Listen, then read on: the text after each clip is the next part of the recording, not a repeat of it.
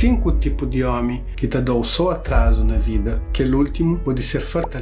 Aquele primeiro que você evita é homem preguiçoso que gosta de trabalho. Você deve suportar homem malandro, mas está fundo uma mulher. Credo. Para mais que você ganha junta, você acabou com ele. Segundo homem que você deve evitar é homem mulherengo. Ele pode até ser boa pessoa, mas provavelmente ainda que está preparado para uma relação a dois. Tranquilo. Deixa ele bem, você evita um monte de problema. Terceiro, se você junta com o homem que prioriza a família, você fica sempre em segundo plano. Tudo hora é uma coisa importante para fazer, que é que tem tempo nem para você, nem para a nossa família. Quarto lugar, homem que tem vícios. Bebida, jogo, drogas ou algum outro tipo. Até arruína sua cabeça e até levou junto com ele. Você vive só no estresse e sem paz dentro de casa. Por último, homem violento, que ele é aquele pior de tudo isso, com um risco de vida. Homem violento que está dando a mulher, que está agride verbalmente, fisicamente, psicologicamente ou financeiramente, além de destruir uma mulher por completo, e pode matar também. Pensa, mudando de opinião.